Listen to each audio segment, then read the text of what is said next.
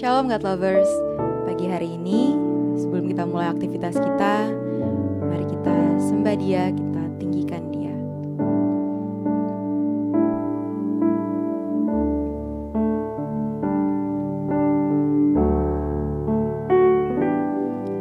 Engkau Tuhan yang setia, waktumu selalu yang terbaik. Engkau Tuhan sandaranku, dan ku hanya kan berharap padamu. Satu-satunya yang ku andalkan, satu-satunya yang ku percaya. Engkau sumber kekuatan, sumber pengharapan, sumber kedamaian. Satu-satunya yang ku andalkan, satu-satunya yang ku percaya. Engkau Tuhan memberkati, Tuhan penyembuhku, Tuhan pemulihku.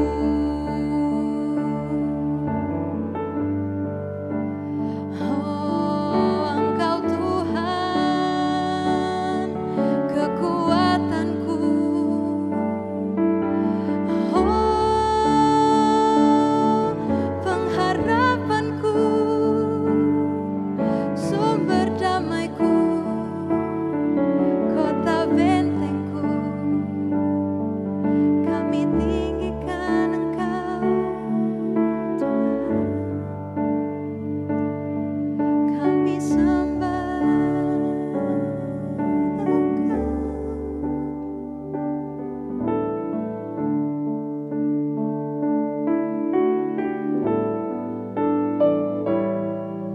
Engkau Tuhan yang setia,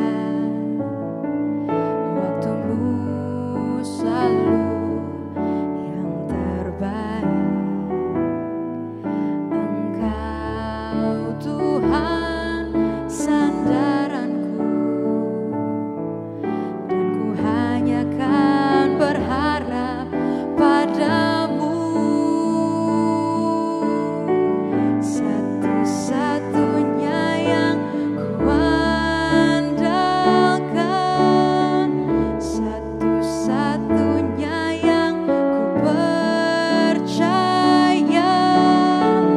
Engkau sumber kekuatan, sumber pengharapan, sumber kedamaian.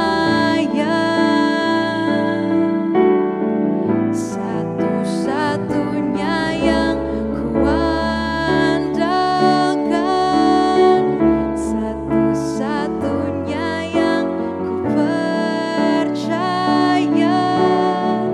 Engkau Tuhan memberkati, Tuhan penyembuhku, Tuhan pemulihku.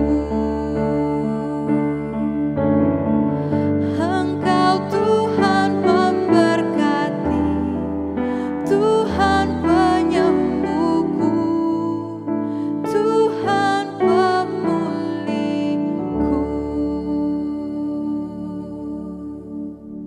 Shalom God Lovers, bertemu kembali dalam program Words from Heaven. Pagi ini kita mau belajar firman Tuhan tentang tujuan hidup orang percaya. Setiap kita pasti memiliki tujuan. Filipi 3 berbunyi demikian. Tetapi apa yang dahulu merupakan keuntungan bagiku, sekarang kuanggap rugi karena Kristus. Malahan segala sesuatu kuanggap rugi karena pengenalan akan Kristus Yesus Tuhanku lebih mulia daripada semuanya. Oleh karena Dialah aku telah melepaskan semuanya itu dan menganggapnya sampah, supaya aku memperoleh Kristus dan berlari-lari kepada tujuan untuk memperoleh hadiah, yaitu panggilan surgawi dari Allah dalam Kristus Yesus. Setiap kita ketika mulai berangkat dari rumah masing-masing pasti ada tujuannya. Misalnya siswa pasti ke sekolah, karyawan pasti ke perusahaan tempat ia bekerja, ibu-ibu pasti ke pasar gitu ya, belanja dan sebagainya. Sebagai orang percaya, apakah tujuan hidup kita? Yang pertama, mengenal Kristus lebih dalam. Paulus berkata bahwa apa yang ia anggap keuntungan sebelum mengenal Kristus, ia anggap kerugian saat ia hidup di dalam Kristus Yesus.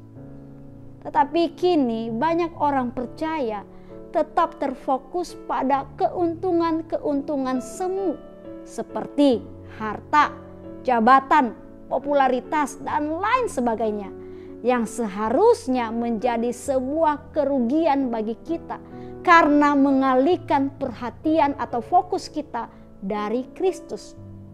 Untuk mengenal Kristus lebih dalam, perlu komitmen untuk konsisten membangun hubungan yang intim dengan Tuhan lewat pujian, penyembahan, lewat doa, saat teduh, baca firman setiap hari.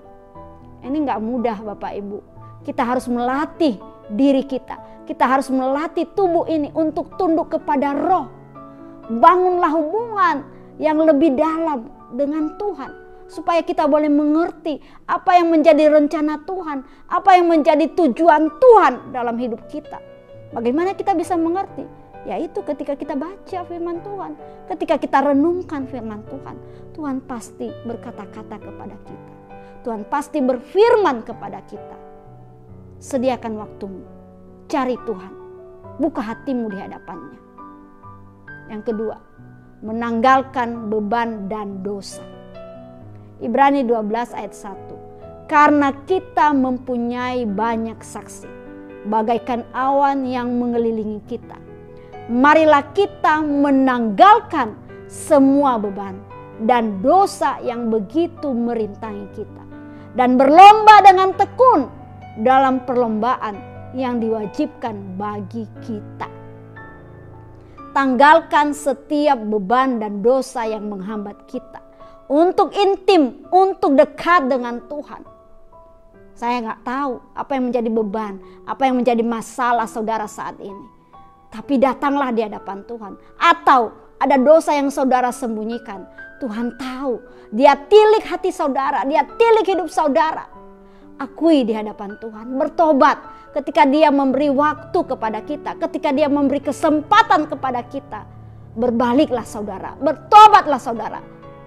Ketika masih ada waktu, datanglah kepada Kristus.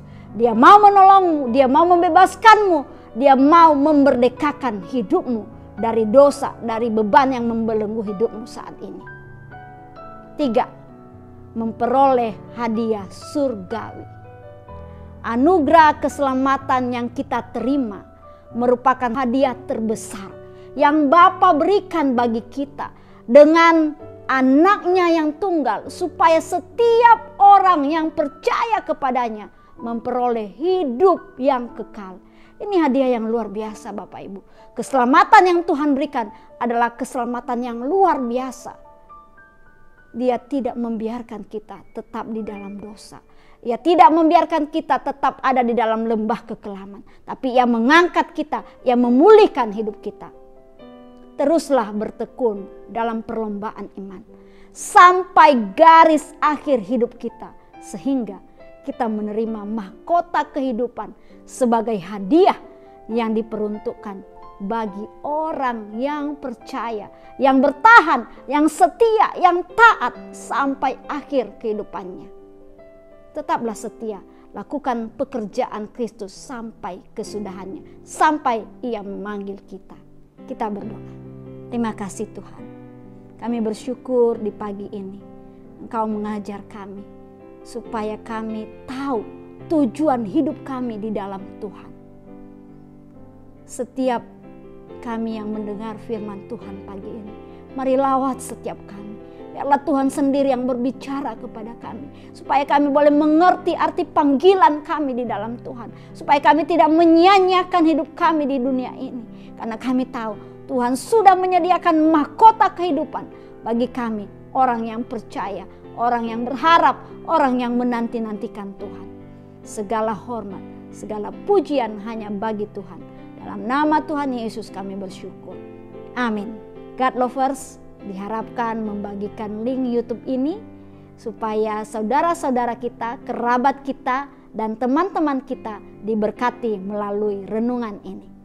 Terima kasih. Tuhan Yesus memberkati.